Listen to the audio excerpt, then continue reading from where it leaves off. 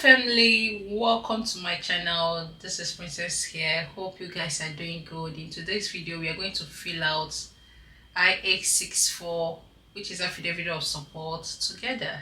This is the most confusing form. However, this is not confusing as you guys think.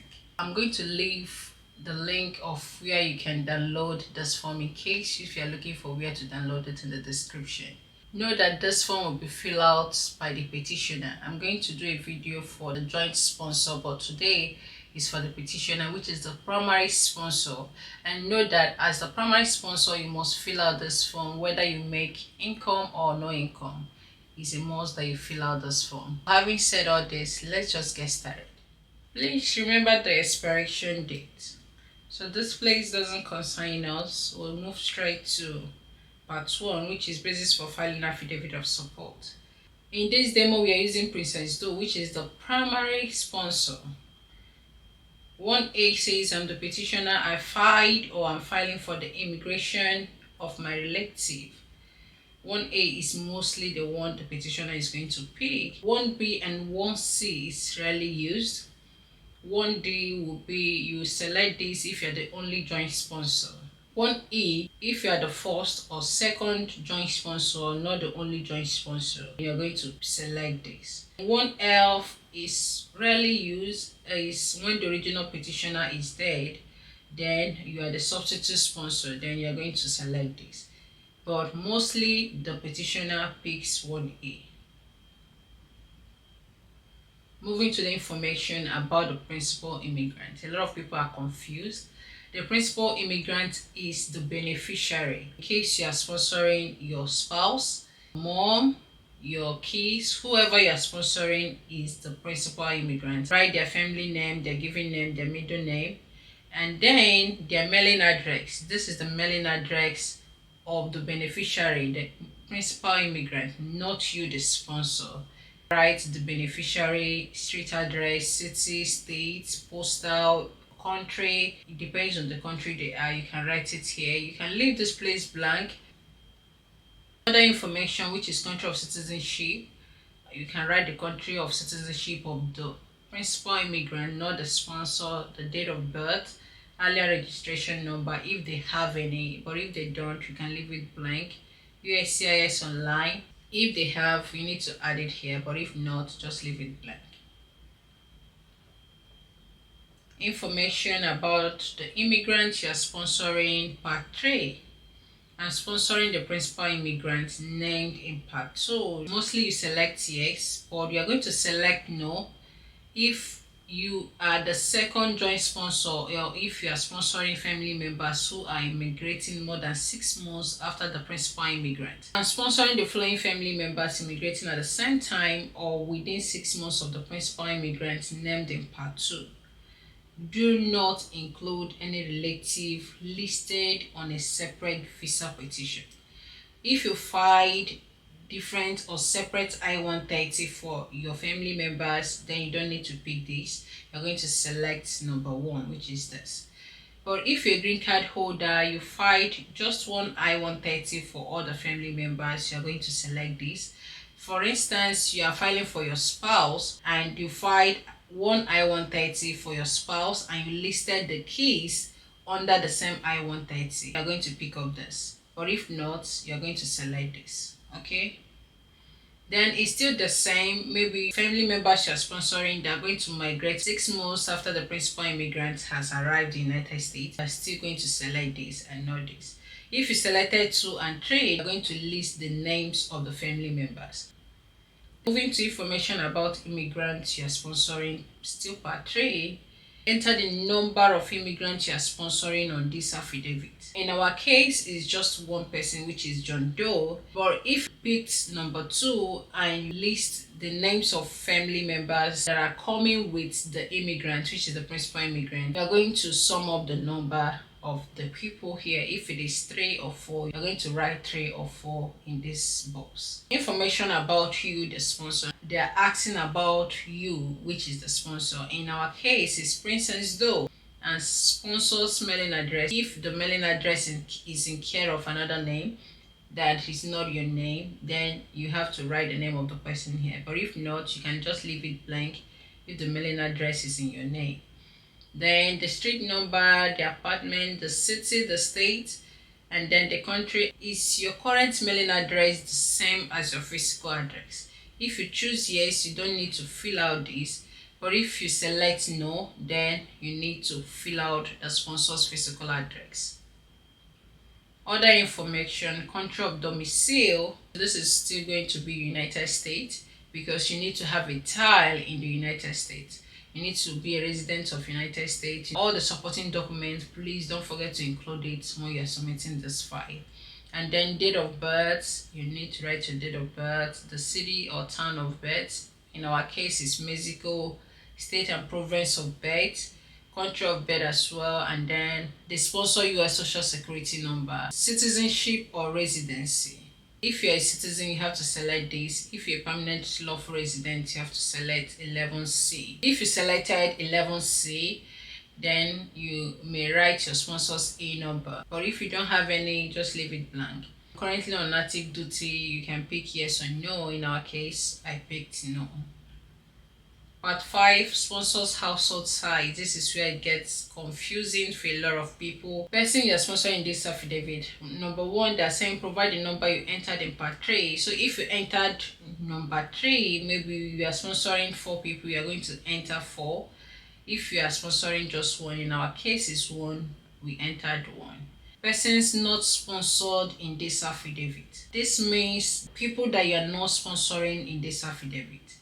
Number 1 is yourself. You're not sponsoring yourself. I'm filing for my spouse. Do I need to still enter 1 here? No, you don't need to enter the principal immigrant if the principal immigrant is your spouse. But if the principal immigrant is not your spouse and you live with your spouse here in the United States, you need to add 1. In our case, Princess is sponsoring the principal immigrant, which is John Doe, and that is her spouse. If you have dependent children that you claimed in your IRS tax, then you have to add them here.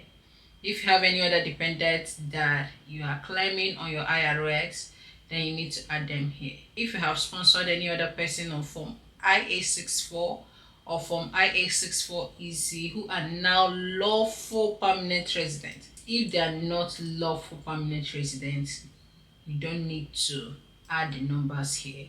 They must be a lawful permanent resident for you to add them to your household size. If you sponsored someone and currently they are now citizens, you don't need to count them as one of your household size. So you count people that you have sponsored that are now lawful permanent residents. Optional, if you have siblings, parents, or adult children with the same principal residents who are combining their income with yours by submitting Form I-864A, which I'm going to bring this video because I know that a lot of people are going to ask questions here, then you need to add, but this is optional. If you have a family member or a household member that is supporting you jointly in sponsoring the principal immigrants and other dependents, then they need to fill out I-864A and you need to count them in as well. But if not, you can leave this place blank. Add together part 5. So sum up the total number of your household size and then write it here. In our case is Princess and John. The sponsor's employment and income, which is part 6. I am currently employed.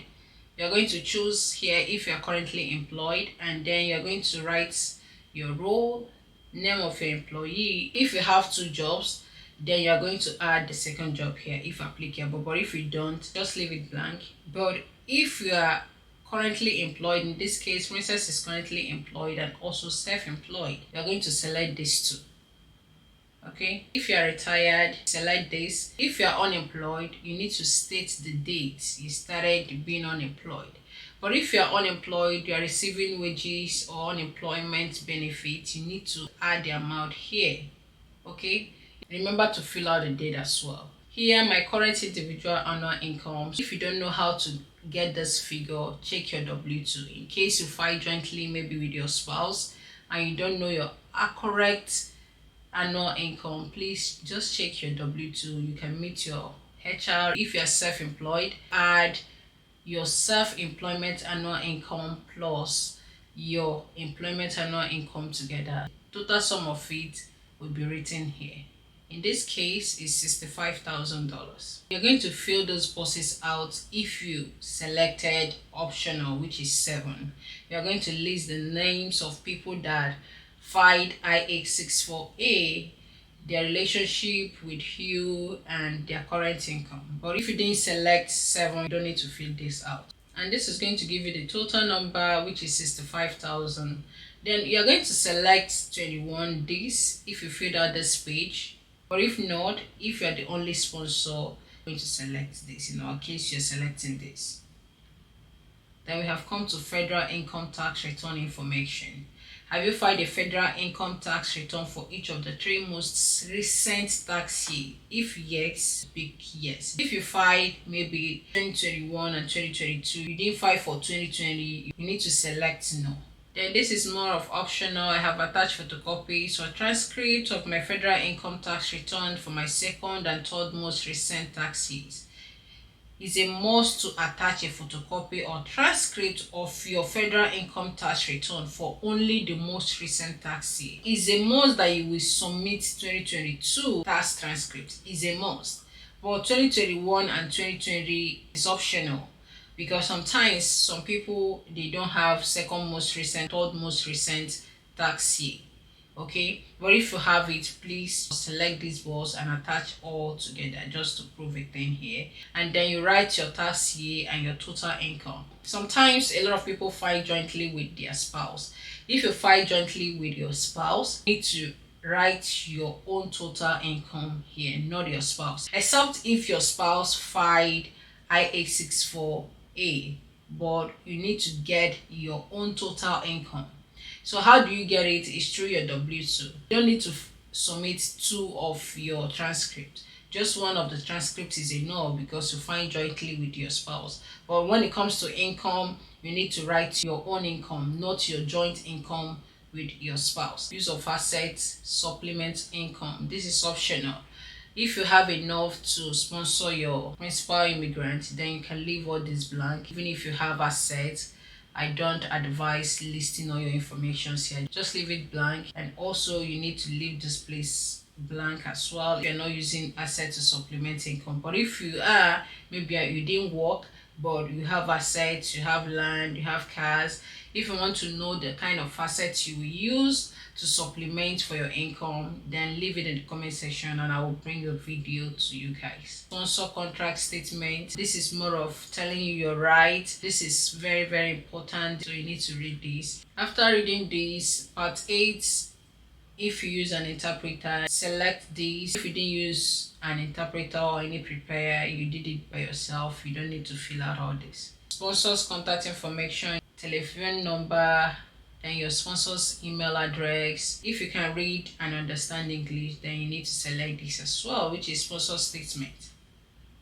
If you use an interpreter, you need to fill out the mailing address of an interpreter, but if not, if you didn't use any, just leave this place blank. A sponsor signature. Please, if you did not sign this, that are not going to process or approve this I-864.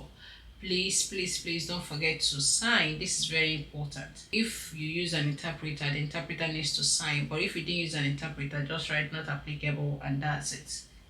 Hope this video was interesting. Please, if you enjoyed, don't forget to like, subscribe, turn on your notification bell as to know when I upload new videos, and leave your questions in the comments and I will attend to it. Thank you guys for watching and see you in my next video. Peace.